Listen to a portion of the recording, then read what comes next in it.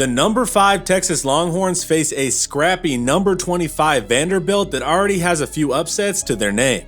Why is the Commodore offense giving opposing teams fits? Why is their defense suspect? And most importantly, can Texas avoid the trap game after suffering their first loss? After the video, head over to Inside Texas to stay up to date on your favorite team. I produce the new Inside Texas Football YouTube channel and I'm live Monday through Wednesday at 9:30 Central, so come hang out. Inside Texas is the best spot for team news, accurate recruiting updates, and top-tier game analysis. Subscribe to InsideTexas.com and the Inside Texas Football YouTube channel today. Links in the description. This isn't the usual pushover Vandy squad. They're straight up out executing teams and stunning more talented opponents regularly. Can Texas wipe off the dust from the Georgia beatdown and get back into the win column? Without further ado, let's get into it. Vanderbilt head coach Clark Lea hasn't won more than 5 games in a single season since arriving in 2021. This year, they have 5 wins in their first 7 games, and that's due to hiring offensive coordinator Tim Beck, the other Tim Beck, out of New Mexico State. He's crafted a fascinating offense that highlights the history of offensive football. His combination of mixed personnel sets with a diverse group of formations is already tough to deal with, but his creative play design keeps defenses constantly guessing wrong. But the best play Tim Beck made this season was bringing along his New Mexico State quarterback from the transfer portal. Diego Pavia possesses no NFL tangible traits. He's undersized at 6 foot 200 pounds, he has a whatever arm, and he's not particularly fast. But ask him if he cares. Pavia's hard running, play extension, and total command of this offense is all you can ask for. Dude is absolutely maximizing every possible edge he does possess. His intelligence and grit is off the charts. He's executing pretty well across the board, 7th in completion percentage and 5th in yards per attempt out of 21 SEC QBs. But what's most crucial is his lack of putting the team at risk. He only has 1 interception on the season with a league second best turnover-worthy play percentage. And on top of taking care of the ball, he's making those clutch plays, ranking 2nd in big-time throw percentage. Pavia's understanding of the offensive system going back to New Mexico State is impressive. He sees the field. Beyond having to conduct a complicated offense of many formations with constant shifts and motions, he has to orchestrate a ton of the run game as an option team. And he makes it look easy. He generally makes the right reads unless he says YOLO and pulls the ball because he is about that action. In the pass game, he knows exactly where the ball needs to be going, and most importantly, he can buy time whenever he wants, always working towards the completion. The few times a game it's time for the explosive play, he executes there as well. He operates this group at a high level. Due to this awareness, he's dicing teams up in the short game. He's the best graded SEC passer under 9 yards, and that success in the passing game actually comes from them picking their spots well. They actually rarely pass, ranked 124th in the nation in passing attempts per game. But when they do go to the air, they are brutally efficient, ranking 10th in yards per pass and 14th in passing success rate. Diego doesn't wilt under that heat either, and that's due to his intelligence and mental toughness as the second best passer under pressure in the Southeastern. He has the second best completion rate, 4th best yards per attempt, and 5 of his 11 touchdowns come when defense try to challenge him. You're not going to shake him up. If anything, you're just making him sharper. But it's not his passing game that makes this offense hard to stop. He's the threat on the ground. He leads the team in carries and yards. Once again, he's not some elite athlete running a 4.3 40. Pavia gets his yards by lowering his shoulder into piles or knowing exactly where the defense won't be. This option attack allows him to get into advantageous rushing situations often. Pavia is a straight-up pain in the ass to opposing defenses, but he earns your respect down after down. Overall, Diego Pavia is the 2nd graded quarterback in the entire SEC. And it's not like Pavia is working with a roster of elite blockers or skill talent, but the scheme and coaching allow each and every player to reach their ceiling. Leading the team in targets at 44 is tight end Eli Stowers. The Texas product was a quarterback coming out of high school and he went to A&M before transferring to New Mexico State, then Vandy. Stowers has been an electric blend of size at 6'4", 235 pounds and athleticism. And that athleticism is why he leads the SEC in yards after catch per reception. Stowers is a player, and he's the highest graded receiving tight end in the SEC currently. Second in targets with 24 is ex-receiver Quincy Skinner, and he has the typical outside receiver size at 6'2", 205 pounds. And watch for him in that intermediate range on comebacks or in the red zone, able to elevate with nice hands to grab the jump ball. He can make some nice receptions with his body control, but ultimately isn't super unique in his ability within this conference. He's currently graded 31st of 41 SEC wideouts. Field receiver Junior Sherrill is third with 21 targets, and he's their speed guy. They can of course do any of the jet motion stuff behind the line, but as the Commodores' leading deep target, you need to watch for him sneaking by you more. Sherrill goes for the big play a lot, comprising about 40% of his target share, but he's only pulled down 2 of those 8 deep attempts this season. Still be wary though, because he can beat the secondary and get separation down low as well. The 5'11", 188-pound sophomore doesn't have a grade because they do pass so little, he doesn't meet the minimum snaps. But if we do force him into the rankings, he's at 11th of 41 SEC receivers. Fourth is a second tight end in Cole Spence with 8 targets. He's not the athlete of Stowers, but still moves well for his huge 6'7", 250-pound frame. And they do a good job of sneaking him out of the core for an important grab every now and then. He doesn't meet the minimum snap requirements for a grade though. And finally, former walk-on slot receiver Richie Hoskins has 8 targets as well. Typical reliable slot stereotype that isn't on the field too often, but he can move the chains as soon as you forget he's there. Hoskins also doesn't have enough targets for a fair grade. This is one of the least talented wide receiver rooms in the league, which is expected at Vandy, but they are doing their jobs and the scheme ensures they can still hurt you. And with the weakest recruiting relative to the SEC, it's not a surprise this isn't a pedigreed offensive line. But once again, the scheme protects them from a lot of pure drop-back passing and having to face SEC pass rushers one-on-one. They only have 2 top half pass blockers currently, with left guard Stephen Hubbard ranked 35th and left tackle Gunnar Hansen at 41st. But like we said, the passing game isn't the focus of this offense. It's all about pounding the rock. The goal is to restrict the game clock and gain ground just a few yards at a time, and they achieved that with the 13th highest time of possession percentage in the country. It's just jab, jab, jab, right cross, all game long.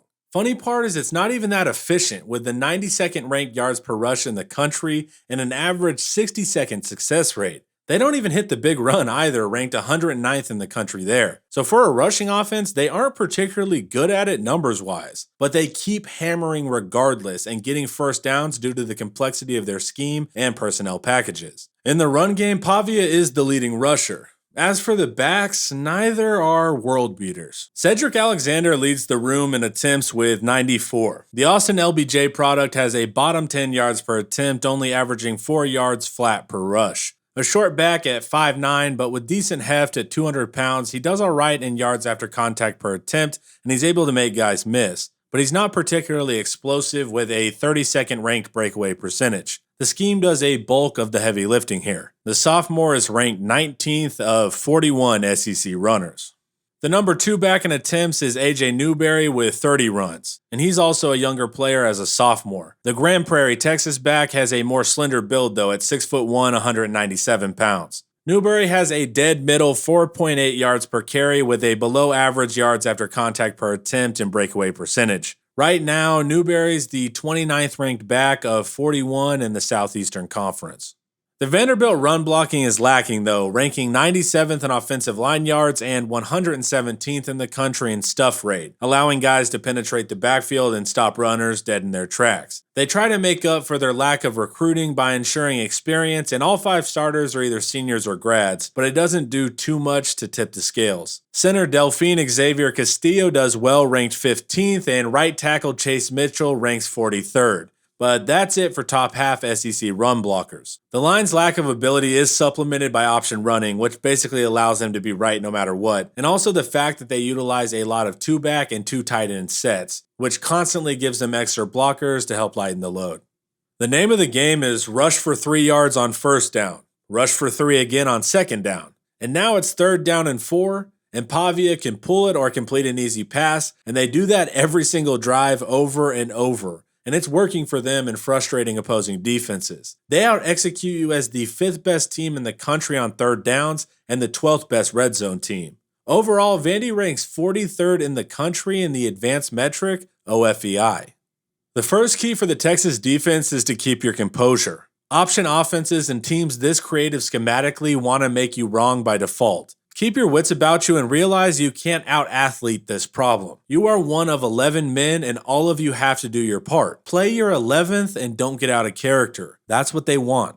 They rarely pass, and when they do, they disguise it well or they get it out fast. As a DB, you've got to stay mentally engaged and not just immediately try to stop the run because you've gotten used to it. The Texas pass defense was the one question mark on this team heading into the Georgia game, but they proved they could hang. They still lead the country in opponent yards per pass as number 1, and they are 4th in opponent passing success rate, robbing teams of their consistency, while shutting down the deep ball, ranked 5th in defensive passing explosivity. Vandy is still going to be the second toughest passing attack we have faced though, so be ready for their unique style of play. As we saw, Vandy down to down isn't a great rushing team, but that doesn't matter because their unwavering dedication to the run still allows them to get those first downs. Texas is 11th in the country in opponent yards per rush, so we will slow them, but we need some effective penetration to knife into the backfield and force them into passing downs to simplify what we're seeing. They will test your discipline repeatedly. The key is stopping Pavia more than the backs. Be prepared to face several lead blockers play after play as well. For the pass rush, there's not a lot of pure drop back passing, but there are some opportunities there when they go into empty or get into a passing down. Texas has the advantage as 23rd in the nation in QB sack rate, but don't get lazy with rush lanes or Pavia will convert. The Vanderbilt offense is pretty much the entire reason for their success this year. The defense still has a long way to go, so let's take a look at the other side of the ball. But before we hit the defense, the sponsor of today's video is Prize Picks. Prize Picks is a skill-based daily fantasy sports app where you can make college football player projections all season long. How does it work? You select 2 to 6 players and choose more or less on their Prize Pick projections. It could be passing yards, rushing yards, receiving yards, and more. And if those players score more or less than their Prize Pick projection, you can win up to 100 times your money this football season. I do a lot of Texas and opponent research, so I like to put my insights to the test, and Prize Picks is a fun way for me to put my money where my mouth is. Just hop on the Prize Picks app or website, go to the college football tab, and check out the player projections. It's a smooth process where you can make your entries in 60 seconds or less with fast withdrawals. It's that easy. As a first-time depositor, use promo code TexasHomer and get $50 instantly once you play $5 in lineups. You don't need to win your lineup to receive the $50 bonus. It's guaranteed. So sign up for Prize Picks, use promo code TexasHomer at sign up, and add even more excitement to your game day. Prize Picks, daily fantasy sports made easy. Link in the description. Clark Lee is a defensive-minded coach, but it doesn't seem to have much of an effect. His 4-2-5 defense likes to keep 2 safeties up top and blend coverages with a keep everything in front of you mindset. The goal is to slow the opposing offense to drain even more clock, but it doesn't really work. The Commodores only have 2 top half interior run stoppers and both are non-starters. Rotational tackle Glenn Seabrooks is 25th and rotational defensive tackle Christian James is 27th. It's concerning both starters in Demarion Thomas and Yelanon Watera are bottom 15 of 63 SEC interior run stoppers. On the edge, the highest graded run stopper is rotational end Aeneas DeCosmo at 4th. Razor linebacker, the hybrid linebacker end, Miles Capers barely makes the top half at 26th. But he went out with a neck injury a couple games ago, so we don't know if he'll be back in time for Texas at the time of writing this video. On the second level, there's a pack of linebackers slightly above average with Will Brian Longwell ranked 20th, backup Mike Nicholas Rinaldi ranked 21st, and injured starting Mike Langston Patterson ranked 22nd. So decent floor, but not elite run stopping from that unit. In the secondary, nickel Randon Fontenette does well ranked 12th. Field safety to Ricky Wright is 24th, and corner Colby Taylor squeaks in the top half at 53rd of 113 run-stopping DBs. The pass rush has been pretty effective for Vanderbilt, ranking a slightly above average 48th in sacks per game with 2.2. There's no single guy that's super scary, but across the rotation, dudes do their part and they have collective success. There's no top half pass rushers at defensive interior or edge grade-wise, but pretty much everyone does a decent job in sack production, with rotational edge Linus Zunk with 2, Razorbacker Miles Caper with 2, and starting in Corday Sidnor with 2 as well. At linebacker, Will Brian Longwell is ranked 7th with 6 total pressures, 2 of which are sacks. And backup Mike, sometimes situational edge Nick Rinaldi is 14th with 8 total pressures, 3 of which are sacks. Safety CJ Taylor doesn't get sent often, but he does have a high 20% win rate, so he can speed the quarterback up. Even with a decent pass rush being generated by several dudes, it's not helping the secondary stand out. They rank 87th in opponent yards per pass, and teams are moving the ball with ease, ranked 105th in opponent passing success rate, due to them sitting back too much. They do achieve their one goal of limiting the explosive ball though, ranked 24th in defensive passing explosivity. But they are below average in interceptions, not able to turn the ball over in a meaningful way. At linebacker, only one dude makes the top half, and he's a rotational guy that also plays edge in their third down package. Nick Rinaldi ranks 16th of 50 coverage SEC linebackers. On the back end, boundary safety CJ Taylor ranks 18th, and he's got a pick this year. Field safety DeRicky Wright ranks 26th with an interception on the year as well. And nickel star Randon Fontenette barely makes the top half at 60th of 122 SEC coverage DBs. Neither starting corner makes that list. So the defense is what we're used to when hearing about Vanderbilt being a non-competitive team. One thing they do well that bothers opposing teams is they talk a lot of trash. They purposely jaw and taunt other players, and it's been really effective in getting them to play undisciplined. Do not take the bait. And it's not dirty or anything, it's just good old-fashioned psychological warfare. With a bad rushing and passing defense, they also don't execute situationally, ranking 101st in the country on defensive third downs. Overall, this Vandy D is ranked 94th in the nation in the advanced metric DFEI.